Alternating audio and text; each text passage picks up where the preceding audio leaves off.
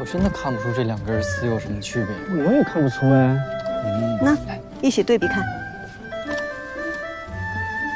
现在能看清楚了吗？哎，这束好像颜色更浅淡些。蜀锦是千丝万缕织成的，每一根线颜色差了一点，整副锦便会差了1倍。你们先从这一把看，再一根一根往外拿，直到你们的眼睛能够适应，即便是2根对比也能看出差别。那你们就会知道用什么样的颜色能事半功倍，锦上添花了。这不是那些锦户要学的吗？若我们能帮他们做好这一步呢？如今我们飞花会不仅有朱颜驼，还有蜀红丝，还有各家的特色丝线。但是想要再上一层楼，我们不能只染丝，也不能只卖丝啊！哎，那还卖啥子？只要买我们的丝，肯额外付钱，我们就可以为他们的锦样挑丝配色。关键现在没人买咱们的丝，你拉我咋子？他早晚都知道。哎呀，赵修元的贡锦搭配呢，跟杨家不是一样雨露均沾的，他只分给与他投诚的锦户们，那一副顺我者昌，逆我者亡的样子。那别人知道你得罪他了，你根本就不敢来我们飞花会买丝了。那外面好多人还说你得罪了牛副都督，那旁的人就更不敢来了。我的确是得罪了牛锦，你们如果……哎，如果什么呀？那我们都上了贼船了，还让我们马上下去啊？哇！我跟旁人说，我跟季莹莹毫无关系，老死不相往来，那谁信呢？对啊，就是哎。而且现在只是一州的锦户不买我们的丝嘛，大不了我们去找其他人买噻。你们听说没得？最近几天藩市来了一个大富商，有钱的很，对，买过锦1掷千金呢。1掷千金？不止如此。他把所有想卖给他的锦都放在府门口展示，让众人品评。阿娘，阿娘，我都好了，不必喝了吧？益气补血的。益气补血。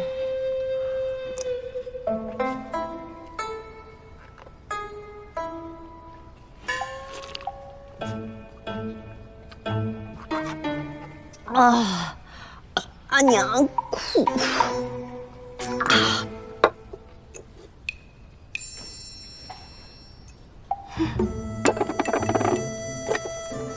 阿娘一个不够。哎，洋洋，你阿娘怎么了？我惹她生气了，现在除了喝药吃饭，一概不理我。哎呀。这天下当阿娘的，果然都一样厉害。还有谁？我阿娘啊。这样我舒服多了。平儿怎么还没来？嗨，他又被他娘拉去相亲了。啊？他又去相亲了？不行，爷是他的英雄，也得去救他。我是不会出城而会的。你给我站住！他弟弟就是个伙计，成天找我那惹事儿。你看你现在都变成什么样子了你？在加入飞花会之前，你什么时候这么离经叛道过？我跟你说，你要再这样下去，就真嫁不出去了。嫁不出去就不嫁，有什么了不起的？别说我啊！不，你别生气，拉着我！不，别，你先走，你先走。不，别生气，别，你放心，我去哄他啊！放心，不啊！平儿，你阿娘是不是又逼你相亲了？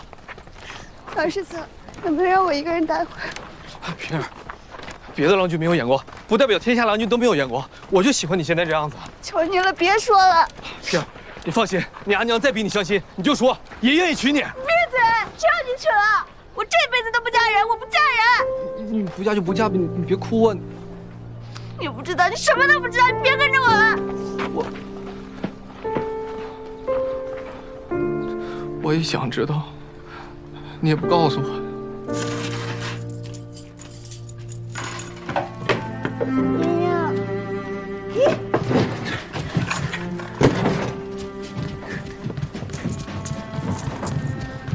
小娘，你娘吵架啦？离家出走，我再也不回家了。可是我也不知道要去哪。哟，别哭别哭，没关系，那你就住我家，我阿娘可喜欢你了，再巴不得你天天住我家里。我是说我不知道以后要去哪。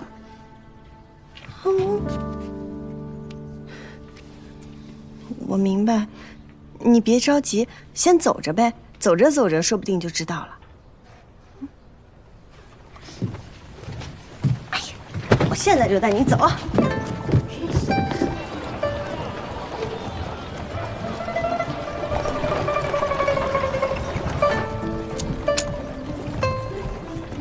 正面。他已经请我第3壶酒了啊！阿姨，咱们这是要去哪儿啊？藩市来了一位奇人，我们去看看。藩市，我阿娘说藩市鱼龙混杂，全都是坏人。你阿娘还说我是坏人呢，我是吗？你凡事不能光靠听说，得亲眼看看。再说了，我们阿玉在呢，不怕啊。哎呀，希望今天能够顺顺利利的，在天黑之前赶回家。你说那个奇人是不是姓白？大张旗鼓，一掷千金，你都听说了？能满大街撒钱的，要不就是脑子有问题，要不就是背后有图谋。图谋嘛，必然是有的。利用众人估价，得到蜀锦真实价格，接近实价买锦，而且在短时间之内就打开了自己的名声。好厉害啊！好狡诈，好机会。玉石，各种珍稀的玉石，看一看。这位朋友，看一看我们这儿哎的玉石。呀，现在益州城的锦户大多都不敢买飞花会的丝了，我只好来这儿碰碰运气。那位白郎君敢如此大手笔的花钱，说不准胆子也够大。你这可是与虎谋皮，总好过如履薄冰啊。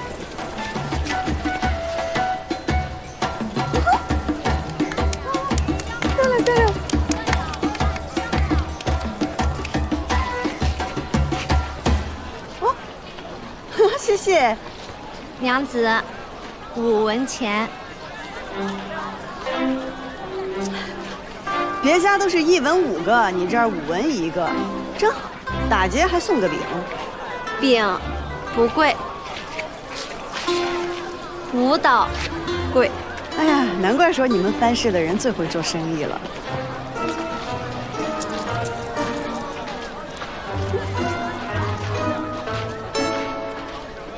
藩市白掌柜人在何处啊？6文钱。你不该太贪的啊，阿月。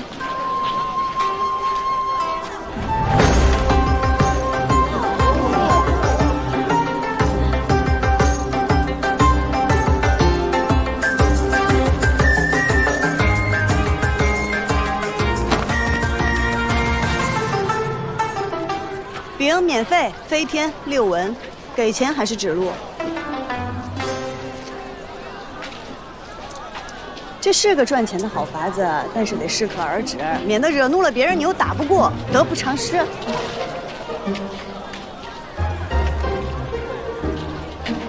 尝尝，尝尝5文钱1个的大饼。这可是货真价实的羚羊公瑾，是100年前祖上传下来的。要不是家里急着用钱，我是万万舍不得拿出来卖。还请诸位给个公道价。多谢诸位，多谢诸位。100年，颜色能有这么鲜艳？这便是蜀锦啊，历久弥新。只不过，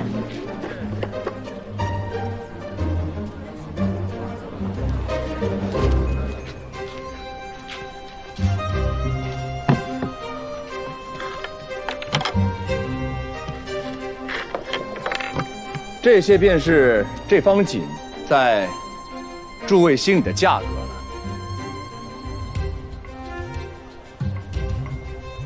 还有没有人有别的想法呀？原来他看得出来啊！看得出什么？这件有问题。还有人要报价吗？我要出价。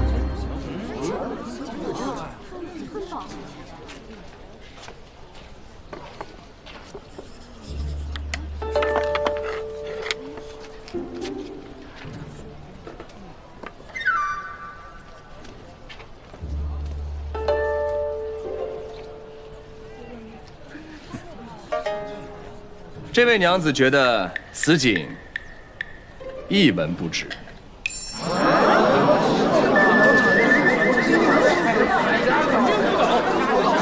那你说说，你是觉得此景是假的吗？白郎君，你可不要听信个别小人挑拨，这大家有目共睹，这锦绝对不是假的。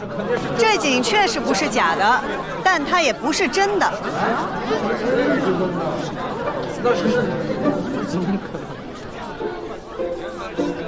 小女子不才，做的也是丝锦生意，但是生平最看不惯有人弄虚作假，所以才斗胆站出来。若是单凭这锦，的确也能值一些银子。只是做生意若是没了诚信，那再好的东西也会变得一文不值。这锦不是假的，但也不至于100年。这上面的图案用的是连珠对马纹。是又怎么样？羚羊公样最喜欢用的就是连珠纹和对马纹。那也无法确定就是真的羚羊公样。100年之前的羚羊公样喜用的可不是连珠纹，而是团科环。单连珠内置对马纹，是很典型的波斯风格纹样。以团科花卉为环，内置动物纹样，才是经典的羚羊公样。什么团科环？敢在白郎君面前胡说，我看你是活腻歪了！造次，敢造次！这位娘子话还没有说完，你想要动手吗？白郎君，他这空口白牙的，分明就是污蔑呀！他说你没有证据啊，你怎么说？白郎君，请看，这里用的丝线颜色，乃是水色和青白之间，为一种新色蟹壳青，是15年前沈家染坊坊主沈阳所染制。试问，这怎么会出现在一幅祖传的蜀锦之上呢？这祖宗未免也太年轻了。你说蟹壳青就是蟹壳青啊？那我还说的，那就是水色呢。我说了自然不算，但是景官府可以验丝验色，白郎君可去景官府一验便知。我不卖了，我。郎君饶命！郎君饶命！我不干了，我再也不干了。白某千金买锦，还请蜀锦人家共鉴，够有诚意的吧？你还蒙我？送过来，送过来！白郎君，哎，白郎君饶命！哎，诸位，今日评锦到此结束，明日请早，都散了吧。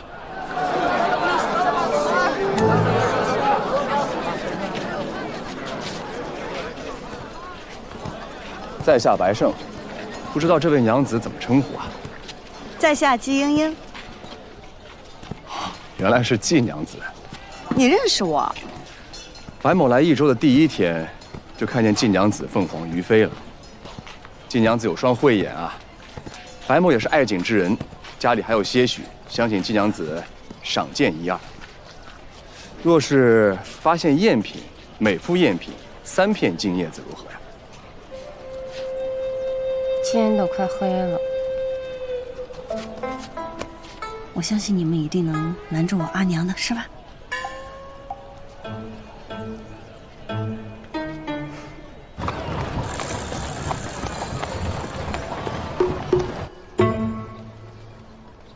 这边请。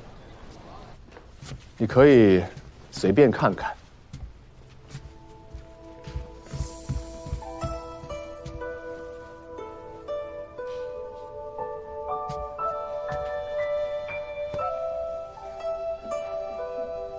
这幅对阳几何纹锦，是魏晋时流行的锦样，如今已不曾见了。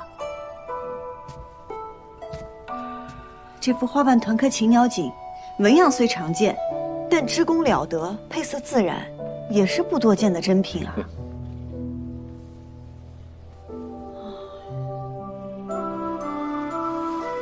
季娘子这一声叹息，是在说这幅锦是假的吗？白郎君府上俱是珍品上品，这金叶子我怕是赚不到喽。哼，季娘子今日仗义直言，让白某免于受骗，这片金叶子是你应得的。今日便是我不站出来，白郎君也不会上当受骗。你看出来那锦有问题了，不然你也不会再三确认还有没有人要出价。你只是需要一个人一个契机将此事挑明了而已。所以我就说嘛，季娘子有了一双慧眼啊。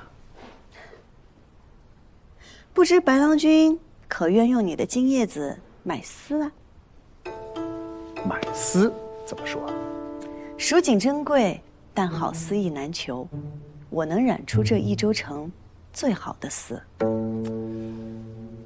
不瞒季娘子说，白某不懂织锦，更不懂染丝，这些对白某来说只是兴趣，而不是生意。只是兴趣。那，在季娘子眼中，白某的目的是什么呢？哎呀，我还以为白郎君这里有一笔大生意等着我呢。看来季娘子要失望了。既然是只买锦，那又何须如此费时？我知道这城中谁家的锦好，若是郎君有意，我可为郎君和锦户牵线搭桥。季娘子这么做是希望从中赚到一些什么呀？人情。人情。实不相瞒，因为误会，城中的锦户大多都不买我家的丝了。可我若与他们介绍白郎君这笔生意，那在重利之下，他们又怎好意思不用我的丝呢？那如果白某要做生意的话，为什么不直接跟他们做生意，要通过季娘子你呢？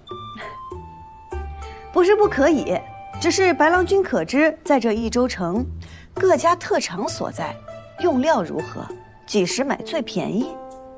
你又可知什么样的纹样是当下时兴，什么样是陈年积压？当然啦，这些白郎君也可以找人去打听。只不过，与其找一个生人，为何不找一个走投无路、想要与白郎君合作共赢的人来信呢？白某自然是相信季娘子的，不过这一次白某购锦已成，而且心满意足了。无妨，来日方长，希望日后有机会能与白郎君合作。好，告辞。不送。不做生意却把名声打得响亮，不是有病就是有鬼。主人，咱们需要一个打入益州锦业的契机，正好这季莺莺又来寻求合作，主人又对她有兴趣，为何不趁机答应了她？现如今我们对她来说只是之一，而不是唯一。等到她山穷水尽的时候再开价也不迟，不着急，先等等。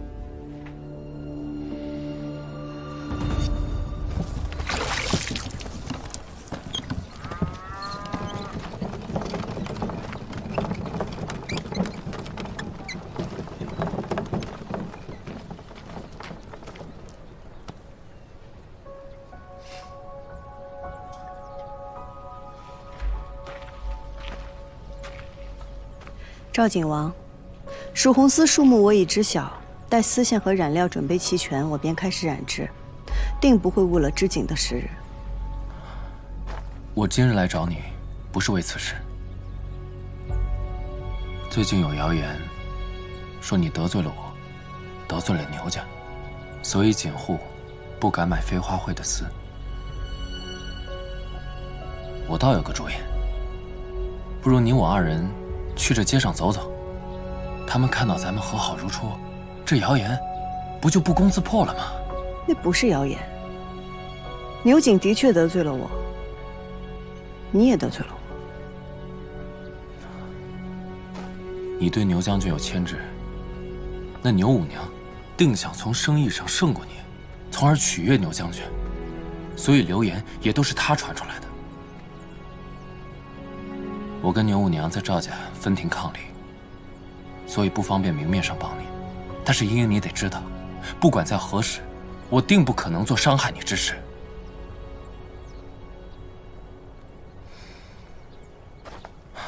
余家这些年经营不善，这次贡景的订单没有拿到，所以余叔想要把它卖掉。你为何告诉我这些？因为你曾经说过，知我者，赵尔郎君也。即便我不说，你也会知道，也会行动。那是你原来的家，满满的都是跟你阿耶的回忆。况且你由私入侵，买下它会少走很多弯路。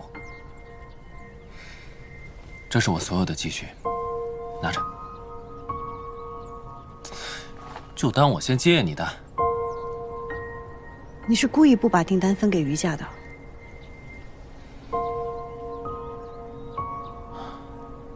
杨静兰可以为你铤而走险，我也可以。赵二郎君，有些事，过去便过去吧。若你还放不下过去，无需为我做什么。我只希望你能面对自己，为人为事，无愧于心。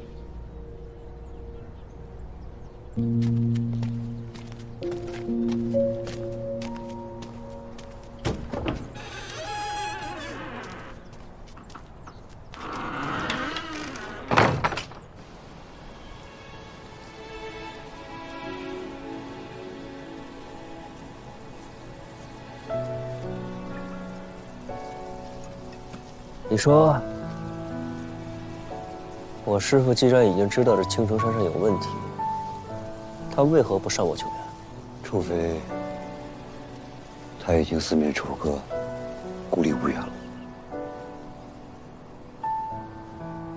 我本以为把这山上的动静闹大，将一切揭发，就能把凶手绳之以法。可谁曾想，这权势竟可如此只手遮天，颠倒黑白。这还是牛瑾忌惮我身后有人，才不敢轻举妄动。我师父当年那可是单枪匹马，面对的只会比我们如今更惨重。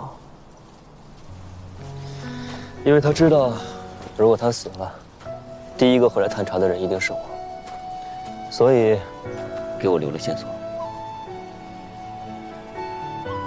他故意泄露自己的行踪给那些侍卫，也是在告诉我，这山里有问题。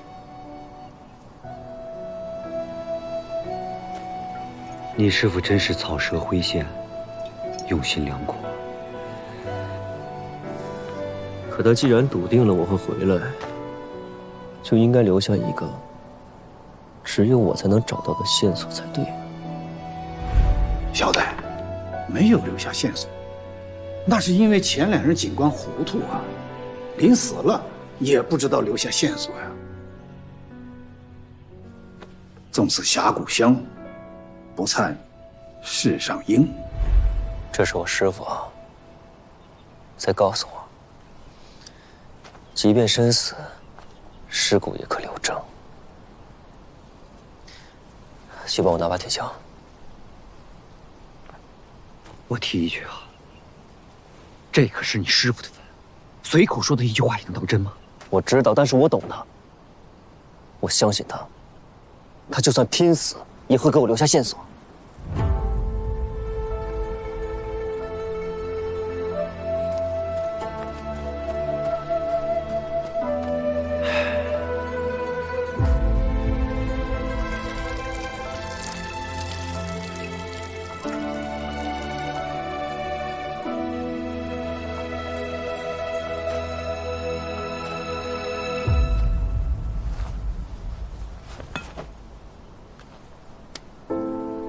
师傅，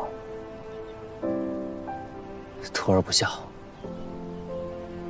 不能靠自己将益州案查个水落石出，还求师傅再指引徒儿一次。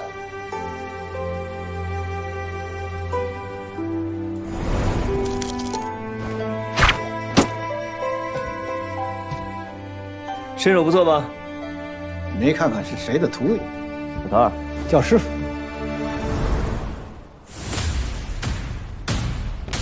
诸葛，你过来。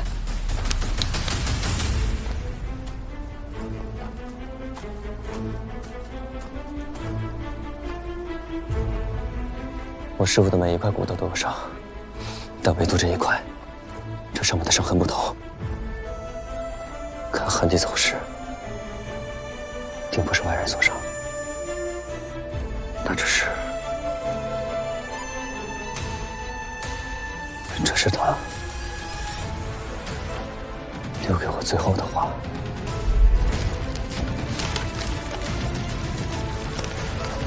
什么消息都传不出去，什么人都不敢再相信，他只能一刀为笔，以自己的尸骨做纸，给我留下线索。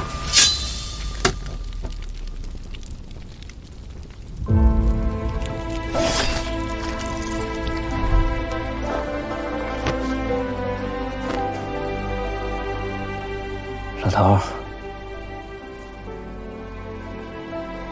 话我收到了，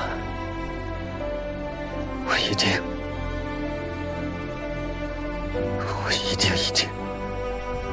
会把害你的人都揪出来，给你送去磕头赔罪。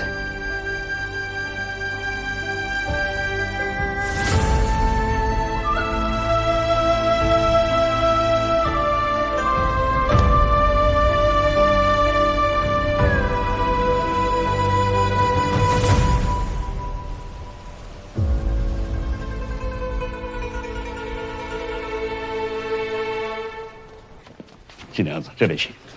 家主正在见客，请金娘子稍后。没关系，都是蜀锦人家，一起聊聊。听着声音像，没想到还真是晋娘子啊。白郎君为何在这儿？余家百年锦业有一些珍品，倒也合理。白某今日是来买余家锦房的。昨日白郎君才与我说，你不懂锦，也不做生意。昨日听晋娘子一番话，颇有感触，觉得试试也无妨。更何况有这么好的机会啊！白郎君出手还真是不凡，这偶有所感，便要吞下这益州城3大锦户之一的余家。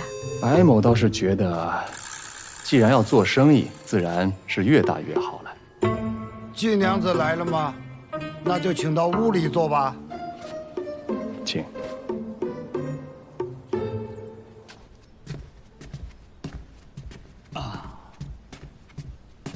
余掌柜，杨夫人。晋娘子啊，上次购买丝线的余款呢，我已经让人给备好了，一会儿呢，你就可以直接到账房核对收取。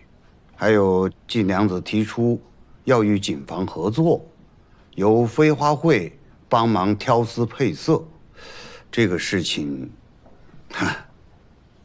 就看新掌柜是否答应了。新掌柜已然定了？哦，还没有。不过你可以听一听，看看哪些条件能让你满意。不知二位出的什么价格？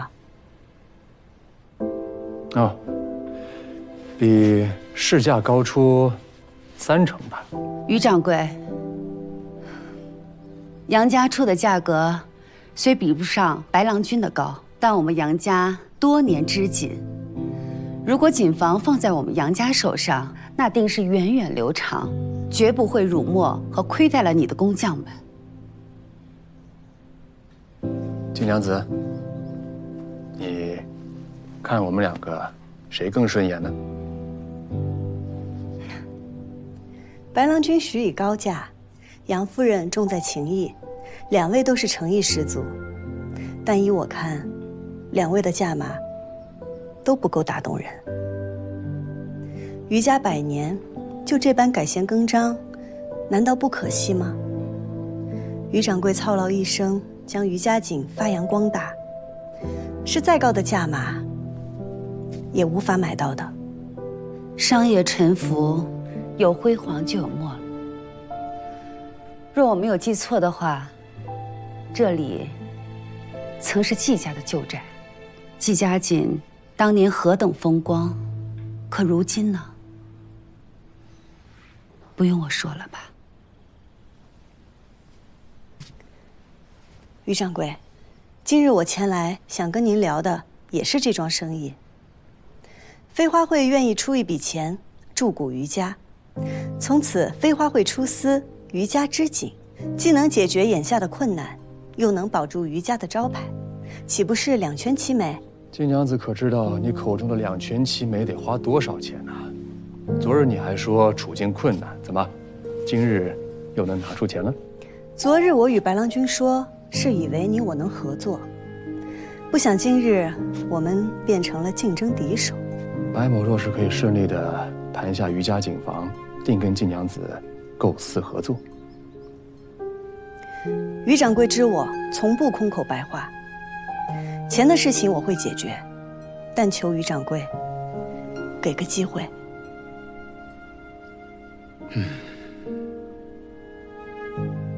这个事儿呢，再允许我考虑2天吧。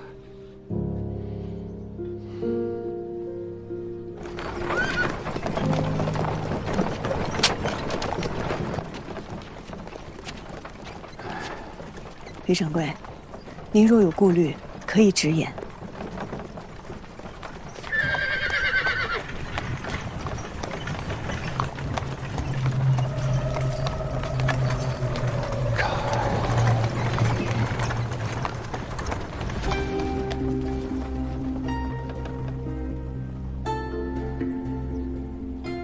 听闻余掌柜想要卖锦房，还有比卖给锦王更为稳妥的选择吗？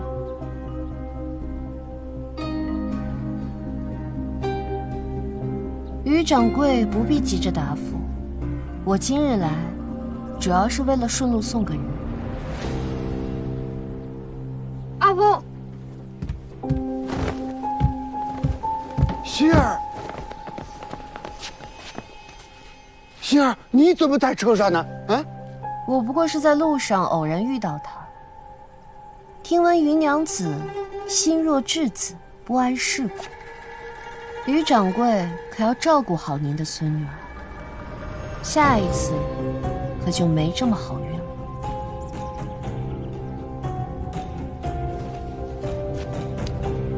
多谢赵二夫人送我希儿回来。我在赵府恭候余掌柜。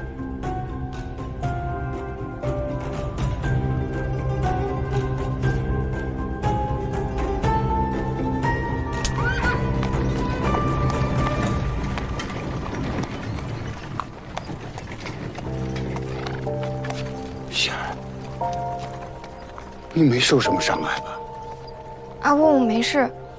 那位戴面具的娘子想要伤的并不是我。余掌柜，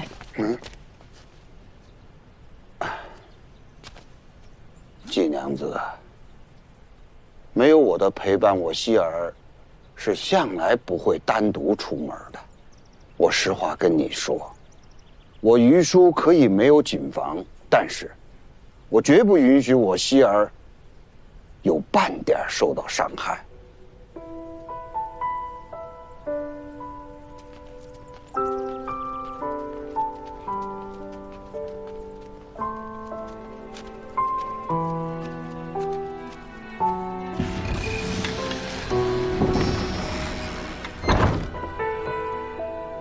掺杂了权势、生意，便不只是正经事。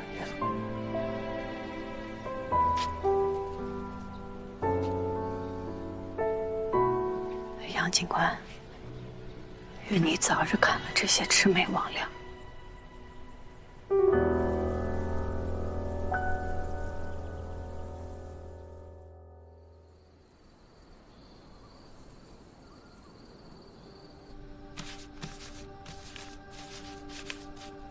诸葛，你过来看看，有什么印象？哎，你把它转一圈。这图案好像是都运官调令背后的花纹啊！你确定？说好了的，动手归你，动笔归我。来之前，我还特地看了蜀锦所有的消息与公文。都运官，可是蜀地的都运官都是由节度使指派的，而且每年每次指派的都是不同的人选。那就都见去。你要去见节度使啊？牛瑾虽然与节度使在不同地方驻军，但你要是见了节度使，怕他也会知晓啊。杀人的不害怕，救人的就要躲起来。这世道不对，我要让他改一改。此事要不要告诉季娘子？哎，不必了。缉拿凶手，天下大白，是我们该做的。他只是一个平凡百姓，就应该高高兴兴地做他的生意，平平安安地过他的日子。好。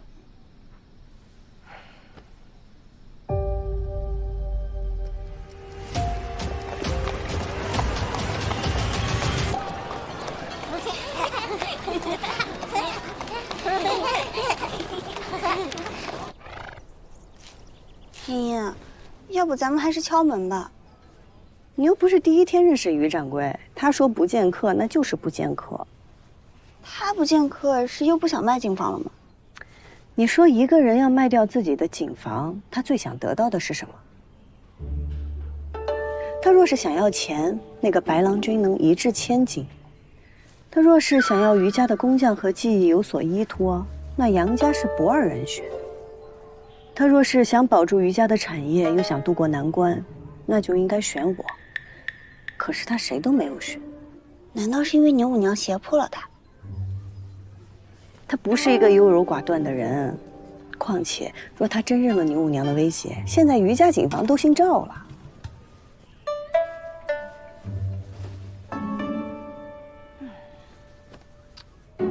如今他闭门不出，他应该是在犹豫，他不知道自己该不该卖掉警房，也说明我们给的价码都不是他想要的。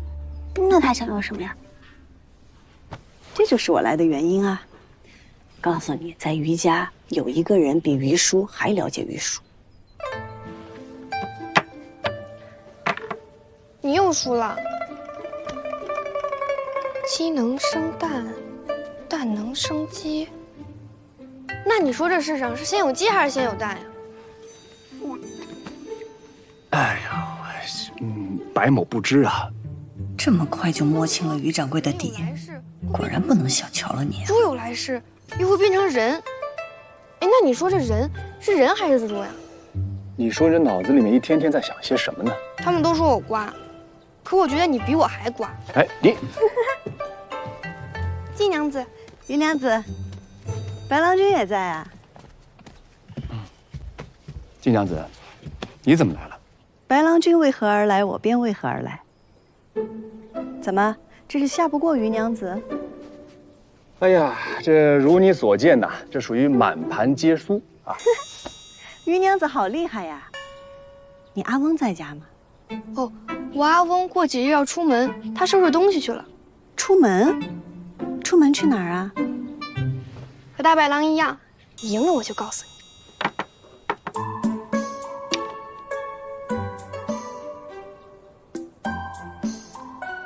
哇，你好厉害呀！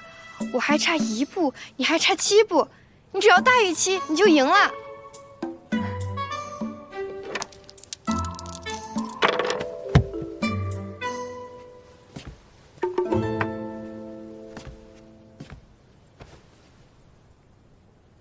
好棋谱哎，你赢了。这局不算，我输了。刚刚这个不是5，是4。啊？那他为什么会自己变呢？我季英英做生意有自己的原则，人待我以诚，我还人以诚。只是一个游戏罢了。金娘子，你应该还记得你的来意吧？还玩一局吗？不用了，你要问什么问题，我都可以告诉你。人待我以诚，我还人以诚，你说的。好，那我问你，你阿翁不筹备卖景房出去干什么呀？你们都想买景房，可我阿翁，他想要这个。